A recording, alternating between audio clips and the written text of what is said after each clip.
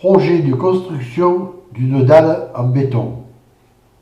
Ce projet consiste à construire une dalle en béton après l'élévation des murs d'une maison. C'est donc pour couvrir ces 4 alvéoles que cette dalle sera élaborée, constituant ainsi le plancher des combles avant la construction de la toiture. Les poutrelles treillis seront de différentes longueurs en fonction des cotes de vide dans chaque alvéole. Je disposerai, après étude du plancher, la première poutrelle à 9 cm du bord du mur de la première alvéole.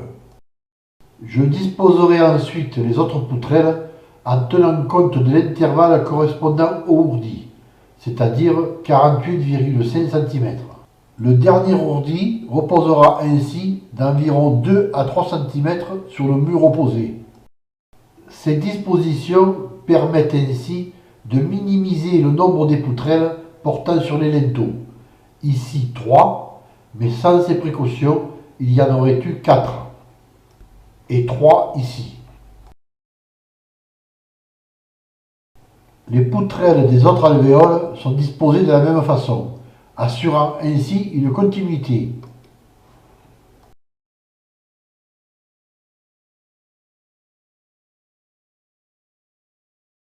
Les poutrelles sont disponibles à l'achat selon des dimensions de longueur par tranche de 10 cm. Elles doivent porter sur les murs mètres d'au moins 2 cm et au mieux 5 à 6 cm. Ainsi, la dernière alvéole ayant un vide de 415 cm, les poutrelles devront faire 420 cm et les portées sur les murs ne seront que de 2,5 cm.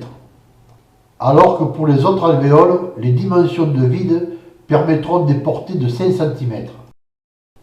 16 poutrelles par alvéole seront nécessaires pour effectuer la couverture. Lorsque toutes les poutrelles seront en place, je pourrai commencer le remplissage du ourdi béton de 12 cm de hauteur.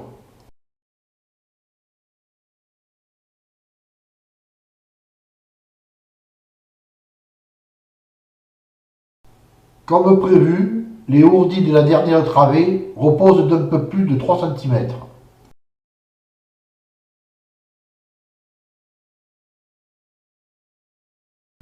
Toutes les alvéoles étant couvertes, il faudra que je ferme l'espace de 9 cm laissé lors de la mise en place de la première poutrelle.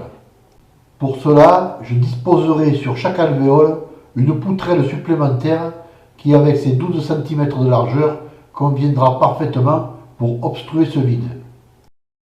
J'effectuerai ensuite le ferraillage. En commençant par le chaînage, j'utiliserai des armatures de 8 cm sur 8 cm composées de 4 tors de 10 mm de section, reliés à chaque angle par 4 équerres en tors de 10 mm de section.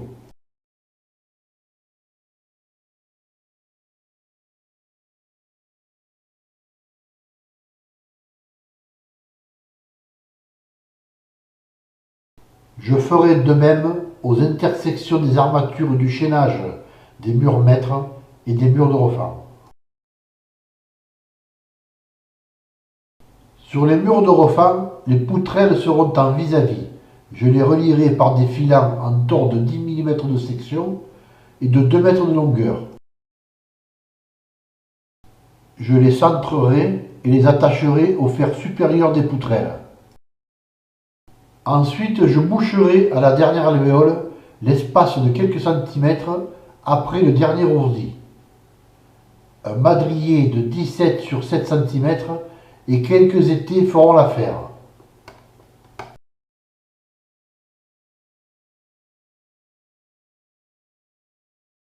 Je collerai ensuite sur tout le périmètre les planelles comportant un isolant pour couper le pont thermique.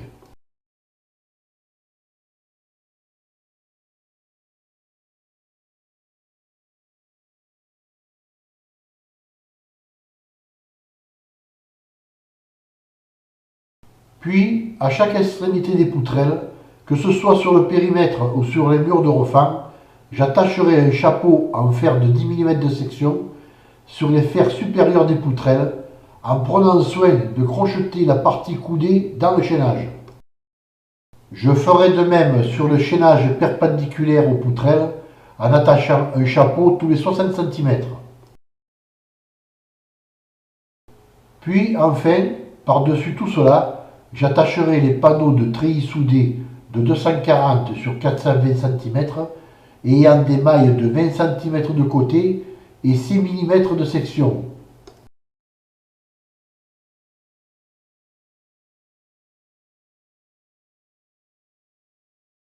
Il faudra ensuite sécuriser cet ensemble. J'utiliserai des madriers de 17 sur 7 cm et des étais. Un madrier au sol et un madrier sous les poutrelles. Quant aux étais, j'en disposerai un par poutrelle. Et ceci, bien entendu, dans chaque alvéole.